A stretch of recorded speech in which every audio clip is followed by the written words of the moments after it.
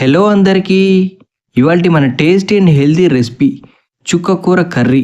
దీన్ని వైట్ రైస్లో కానివ్వండి, చపాతీలో కానివ్వండి, పుల్కలో కానివ్వండి, ఎలా తిన్నా టేస్ట్ మాత్రం సూపర్గా ఉంటుంది. తింటుంటే పుల్ల పుల్లగా రుచిగా ఉంటుంది. ఒక్కసారి నా స్టైల్లో ట్రై చేయండి. ఇందులో ఎటువంటి ఇంగ్రీడియంట్స్ వేయకుండా చాలా సింపుల్గా, క్విక్గా, ఈజీగా ఎలా చేసుకోవాలో ఈరోజు ఈ వీడియోలో తెలుసుకుందాం. ముందుగా ఈ చుక్కకూర కర్రీ చేయాలంటే కావాల్సింది చుక్కకూర. తీసుకున్న తర్వాత ఇలా ముదురు కాడలు అయితే కట్ చేసేయండి. ఇలా కట్ చేసుకున్న తర్వాత ఆకు అంతా కూడా నేను చూపిస్తున్న విధంగా సన్నగా ఇలా కట్ చేసుకోండి. ముదురు కాడలు కట్ చేసుకున్న తర్వాత ఇలా లేతగా ఉన్న కాడలు మాత్రం కావాలి అంటే ఉంచుకోండి, లేదంటే ఆకు వరకే కట్ చేసుకోండి. ఎలా అనేది మీ చాయిస్. ఆకు అంతా ఇలా కట్ చేసుకున్న తర్వాత ఇప్పుడు దీన్ని శుభ్రంగా వాష్ చేసుకోవటం కోసమని ఒక బౌల్లో వాటర్ని యాడ్ చేయండి. ఇలా వాటర్ యాడ్ చేసుకున్న తర్వాత కట్ చేసిన ఈ ఆకంతా కూడా ఇందులో వేసి 1-2 సార్లు శుభ్రంగా వాష్ చేసుకోండి. ఎప్పుడైనా సరే ఆకుకూరలు 1-2 సార్లు వాష్ చేయాలి, లేదంటే ఆకుకున్న ఇసుక అంతా కూడా కర్రీలో మిక్స్ అయిపోతుంది, కర్రీ అంతా పాడైపోతుంది. కాబట్టి నేను చూపిస్తున్న విధంగా ఆకంతా కూడా నలపకుండా ఇలా వాష్ చేసుకోండి. ఇలా ఒక్కసారి వాష్ చేసుకున్న తర్వాత తీసి ఒక ప్లేట్లో వేసుకోండి. మళ్ళీ ఫ్రెష్ వాటర్ పెట్టి మళ్ళీ ఒకసారి వాష్ చేయండి. ఇలా చుక్కకూర అంతా వాష్ చేసుకున్న తర్వాత ఇప్పుడు కర్రీ చేసే ప్రాసెస్ చూద్దాం. ముందుగా స్టవ్ పైన ఒక కడాయి పెట్టుకొని అందులో ఒక 2 టేబుల్ స్పూన్ ఆయిల్ వేసుకోండి. దీనికి ఆయిల్ కొంచెం ఎక్కువగానే పడుతుంది. ఆయిల్ వేస్తేనే రుచిగా ఉంటుంది. ఇలా ఆయిల్ హీట్ అయిన తర్వాత 1 టేబుల్ స్పూన్ తాలింపు గింజలు, అలాగే 1 టేబుల్ స్పూన్ జీలకర్ర, కరివేపాకు, అలాగే ముందుగా కట్ చేసి పెట్టుకున్న గ్రీన్ చిల్లీస్ని కూడా వేసుకోండి. ఇలా ఇవన్నీ వేసుకున్న తర్వాత 1 నిమిషం పాటు స్టవ్ని లో ఫ్లేమ్లో పెట్టి వేయించండి.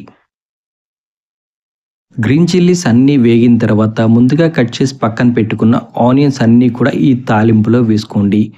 ఆనియన్స్ అన్నీ కూడా ఈ ఆయిల్లో మిక్స్ అయ్యి పచ్చివాసన పోయే వరకు బాగా వేయించుకోండి. ఇలా ఆనియన్స్ అన్నీ బాగా వేగిన తర్వాత లైట్ గోల్డెన్ బ్రౌన్ కలర్ వచ్చే వరకు వేయించుకోండి. అప్పుడైతేనే కర్రీ చాలా రుచిగా ఉంటుంది.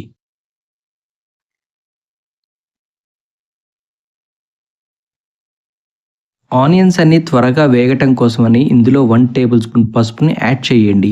ఇలా పసుపు యాడ్ చేసుకున్న తర్వాత ఒకసారి ఉల్లిగడ్డలకి పట్టేలాగా బాగా మిక్స్ చేసుకోండి. ఇలా మిక్స్ చేసుకున్న తర్వాత స్టవ్ని లో ఫ్లేమ్లో ఉంచి 1 మినిట్ పాటు వేయించండి. ఇలా వేగుతున్న సమయంలోనే 5 లేదా 6 వెల్లిపాయలను కూడా కచ్చా పచ్చగా దంచి ఇందులో వేసుకోండి. ఇవి కూడా వాటితో పాటే ఫ్రై అయిపోతాయి. ఇలా ఫ్రై అయిన తర్వాత ముందుగా కట్ చేసి పక్కన పెట్టుకున్న చుక్కకూర అంతా కూడా ఇందులో వేసుకోండి. ఇలా వేసుకున్న తర్వాత ఈ తాలింపులో కలిసేలాగా ఒకసారి గరిటె పెట్టి బాగా మిక్స్ చేసుకోండి. ఇందులో ఎటువంటి వాటర్ని యాడ్ చేయాల్సిన అవసరం లేదు. ఇక్కడ ఒక ఇంపార్టెంట్ టిప్ అండి. ఎప్పుడైనా సరే ఆకుకూరలు తాలింపులో వేసిన తర్వాత ఇలా మిక్స్ చేస్తూ ఉండాలి, లేదంటే అడుగు మాడిపోతూ ఉంటుంది. మీకు గ్రేవీ ఎక్కువగా కావాలి అనుకుంటే ఇందులో కొంచెం టొమాటో ప్యూరీని యాడ్ చేసుకోండి. ఆల్రెడీ చుక్కకూర పుల్లగా ఉంటుంది కాబట్టి చింతపండు రసం కానివ్వండి, టొమాటో కానీ వేయాల్సిన అవసరం లేదు. ఈ చుక్కకూర పుల్లగా ఉండటం వల్ల ఇందులో కొంచెం సాల్ట్ మరియు కారం ఎక్కువగానే పడుతుంది. ఇలా అంతా మిక్స్ చేసుకున్న తర్వాత ఇందులోనే 1 టేబుల్ స్పూన్ సాల్ట్ని యాడ్ చేస్తున్నాను. సాల్ట్ అనేది కొంచెం ఎక్కువగానే పడుతుందండి, ఎందుకంటే ఈ చుక్కకూర పుల్లగా ఉంటుంది కాబట్టి. ఇలా సాల్ట్ వేసుకున్న తర్వాత ఇందులోనే 1 టేబుల్ స్పూన్ కారం కూడా వేసుకోండి. కారం అనేది ఆల్రెడీ గ్రీన్ చిల్లీస్ వేసాం కాబట్టి చూసి అడ్జస్ట్ చేసి వేసుకోండి. ఇలా ఈ 2 వేసుకున్న తర్వాత ఇందులోనే 1/2 టేబుల్ స్పూన్ ధనియా పౌడర్ని కూడా యాడ్ చేయండి. మీకు కావాలి అనుకుంటే ఇందులోనే కొద్దిగా గరం మసాలాను కూడా వేసుకోవచ్చు. నేనైతే మసాలా ఏమీ వేయడం లేదు. ఇలా ఇవన్నీ వేసుకున్న తర్వాత ఒక్కసారి బాగా మిక్స్ చేయండి. ఇక్కడ ఇంకో ఇంపార్టెంట్ టిప్ అండి. ఎప్పుడైనా సరే ఆకుకూరలు వండుతున్న సమయంలో కారం, ఉప్పు అనేది చివర్లో మాత్రమే వేసుకోండి. ముందుగా వేసినట్టయితే ఆకంతా మగ్గకుండా అలానే ఉంటుంది. కాబట్టి ఆకంతా మగ్గిన తర్వాత చివర్లో మాత్రమే కారం, ఉప్పుని యాడ్ చేయండి.